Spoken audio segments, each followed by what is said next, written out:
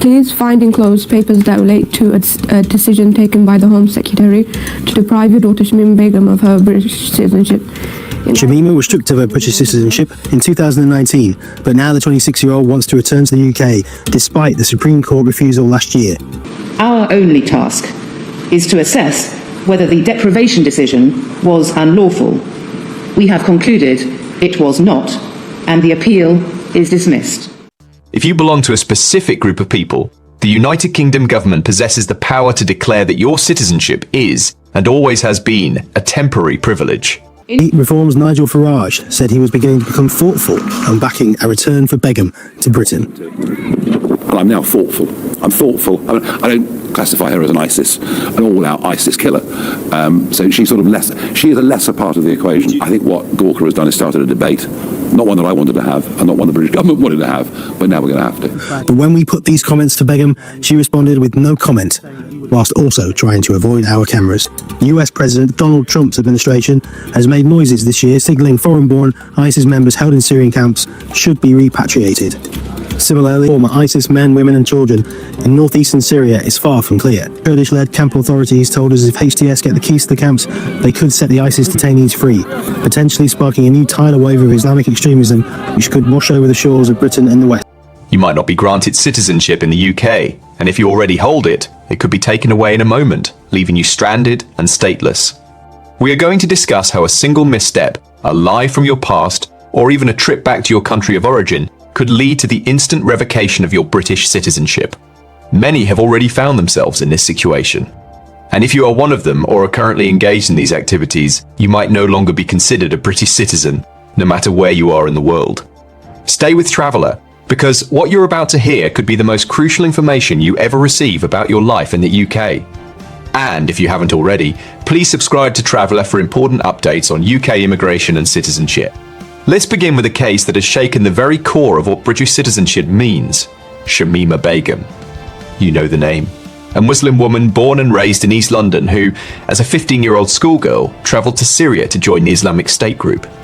In 2019, the Home Secretary made a decision that resonated globally. He revoked her British citizenship on national security grounds. For years, Miss Begum has been fighting this decision through the courts. Her lawyers argued she was a child, a victim of trafficking who was groomed online. They contended the government failed in its duty to protect her. However, after numerous legal challenges, the UK's Court of Appeal delivered a devastating blow in February 2024, dismissing her appeal. The judges acknowledged the decision could be seen as harsh, but also stated that it could be argued that Miss Begum is the author of her own misfortune. Their sole task, they said, was to assess if the deprivation decision was unlawful, which they concluded it was not. Her fight didn't stop there.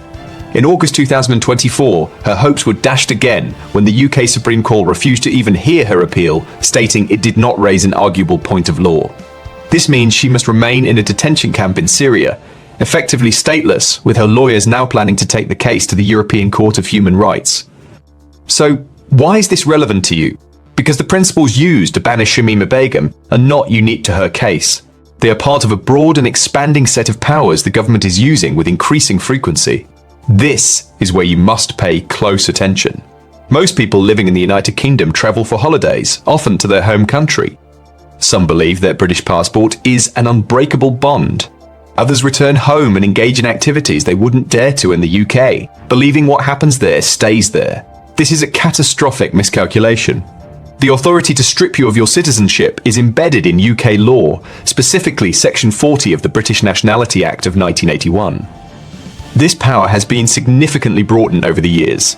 The Nationality, Immigration and Asylum Act of 2002, for the first time, allowed the government to strip citizenship from British-born individuals holding dual nationality. These powers were further extended by the Immigration Act of 2014 and, most chillingly, by the Nationality and Borders Act of 2022. There are two primary reasons you can lose your citizenship. The first is what ensnared Shamima Begum. The Home Secretary can revoke your citizenship if it is deemed conducive to the public good. This is a broad term most often applied in cases related to national security.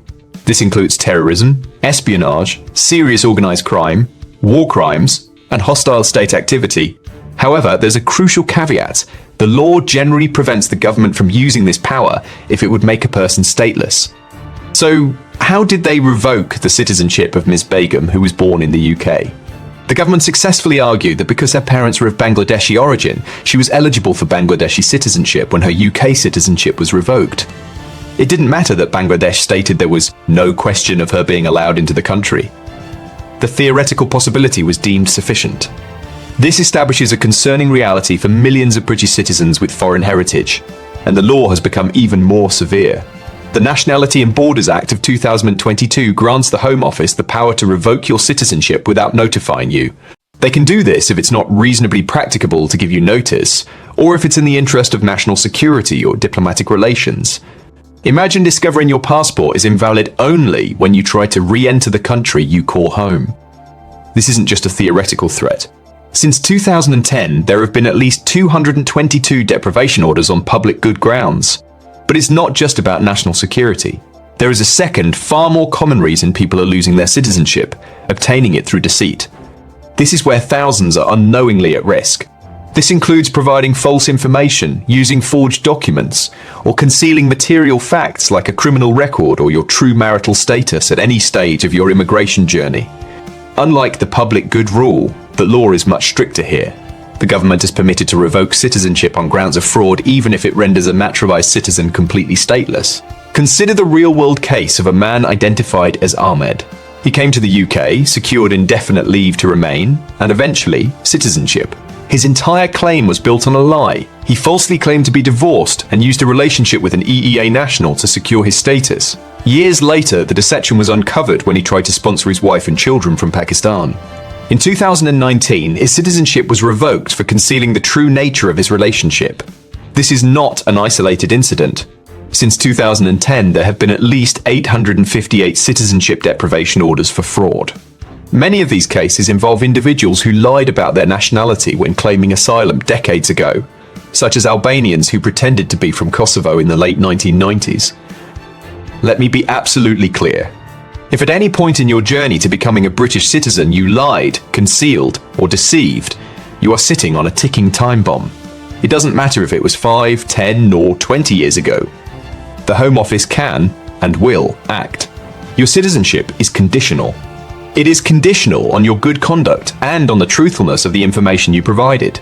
That holiday back home could become a one-way trip if you get involved in serious criminal activity.